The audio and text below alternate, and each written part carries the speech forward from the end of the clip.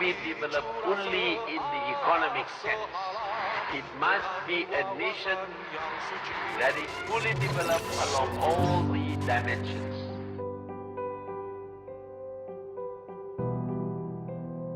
"2020 is a meaningful year for Malaysia. An advanced country, a bright future.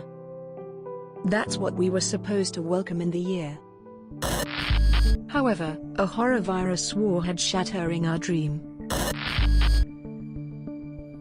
At first we heard new virus.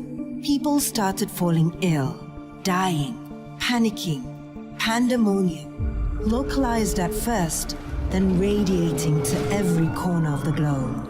One name was everywhere. COVID-19. Coronavirus officially hitting the U.S.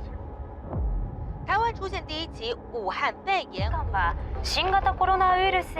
Terkonfirmasi COVID-19 di Indonesia bertambah 2.000. 黑龙江和吉林今天也分别通报了省内的首例输入。 Spiral out of control in the U.S., but around the world, many countries have nearly beaten the virus or avoided it altogether. We have therefore made the assessment that COVID-19 can be characterized as a pandemic. Malaysia has reported its first 2 COVID-19 deaths.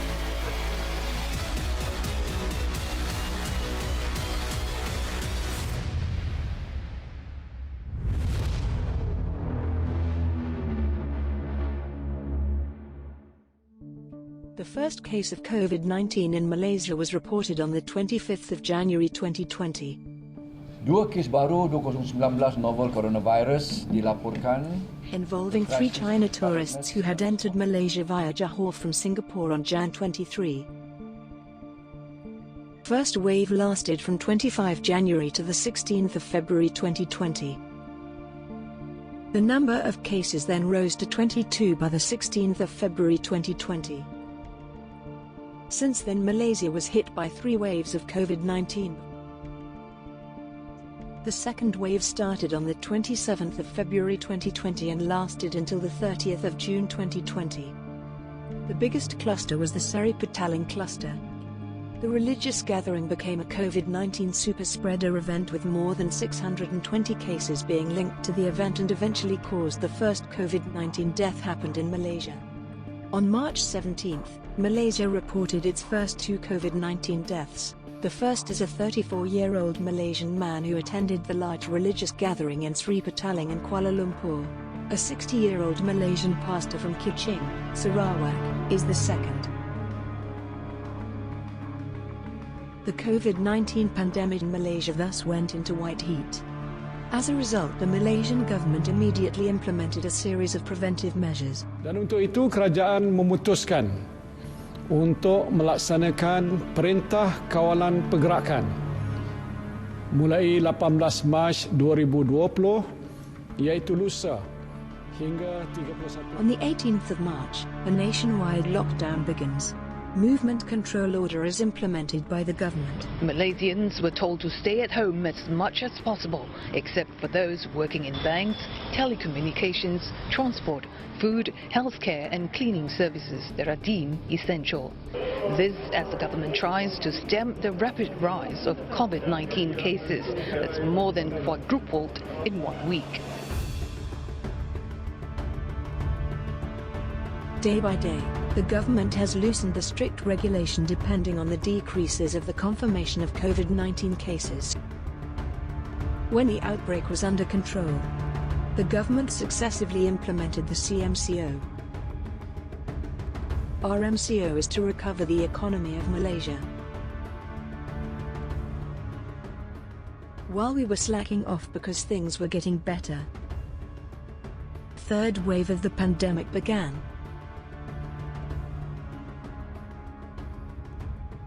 Especially after the selection in September 2020.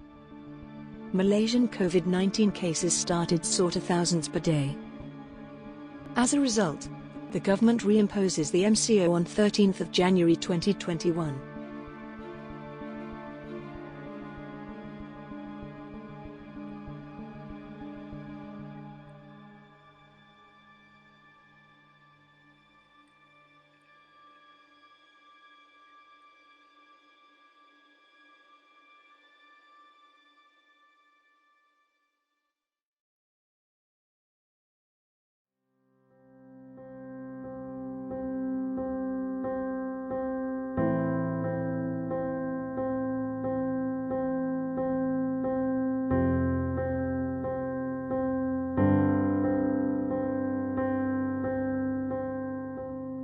I think the mask itself would be something that people will use. We get haze, we got air pollution all the time that people also will be using the mask. We could see a lot of changes that might happen after this whole MCO and COVID is over. People might be a bit more aware about being more hygiene, and these things could maybe be something that is a requirement. Pada ketika ini kita mengikuti semua perintah larangan yang dikeluarkan oleh kerajaan Malaysia.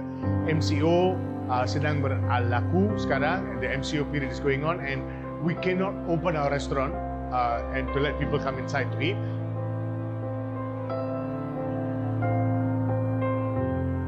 Retail has dipped about 90%. Some restaurants have decided to just shut down. Ada banyak syarikat yang kecil yang takut sama ada dia boleh menangani masalah kegawatan ekonomi yang akan kita hadapi selepas MCO COVID ini dihabiskan. Good lah, I guess. If all F&B operators insist on running, there won't be an end to this. Ekonomi Malaysia dijanakan oleh kedai makcik dan pakcik dan semua yang kecil-kecil. I understand that there are hawker owners who rely on that daily income. It is not easy for them to say, okay, I shut down for the greater good, because doing that as well means that they don't eat.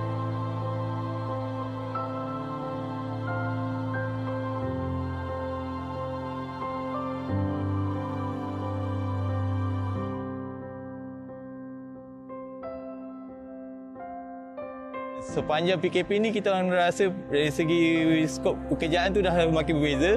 Terutama disebabkan kita dah semakin banyak order. Bila semakin banyak order, vendor tak mampu tampung order yang banyak tu. Itu yang menyebabkan kita punya order tu makin lama makin slow untuk sampai ke pihak yang membuat order tu, pihak pelanggan.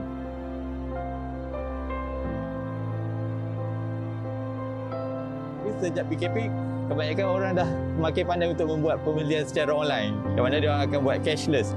So bila berlakunya cashless, so kita just akan ambil order dan hantar kepada customer hanya di depan pintu tanpa menyentuh apa-apa makanan. Just call customer, tinggalkan makanan dan customer akan ambil terus dari situ. So kita terus gerak je.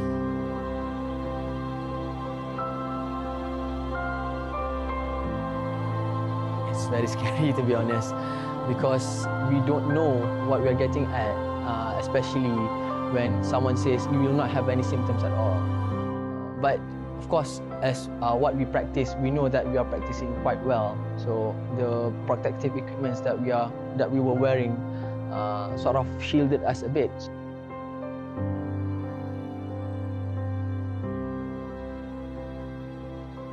Well, I don't see myself as a hero, because this is my job, this is my work. To be crowned as a hero, I think it's unfair. Everyone plays their role. We work together to combat this. Actually, the people are the frontliners, because the doctors and the healthcare workers are actually the last line of defense. Dia ni highly infectious, but is it severe to our health? Maybe not.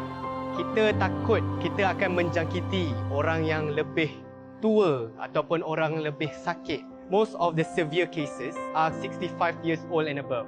They have underlying diseases.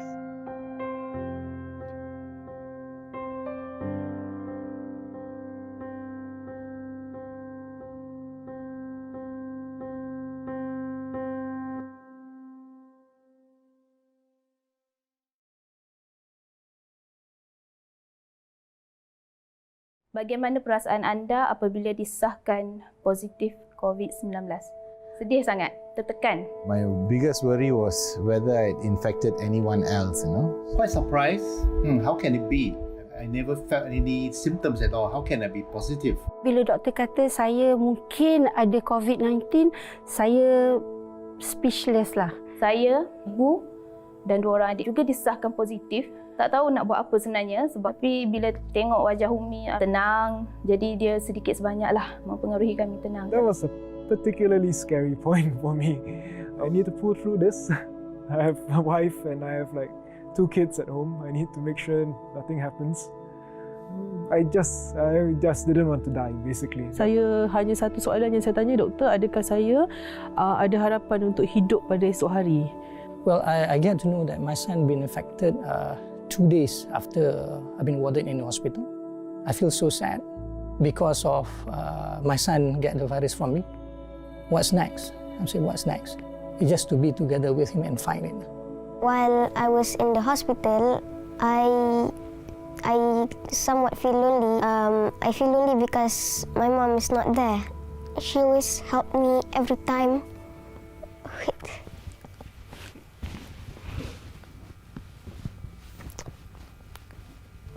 Dah diberhentikan kerja, makanan dekat rumah pun tak ada. Yang mana ni? Fikir anak nak makan. Kalau duit dekat tangan, menangis saya. Pagi saya bangun ni mesti menangis dulu.